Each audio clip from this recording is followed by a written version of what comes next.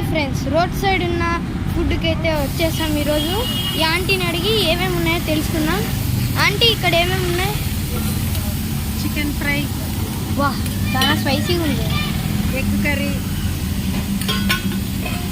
సాంబార్, బీరకాయ కర్రీ, పప్పు,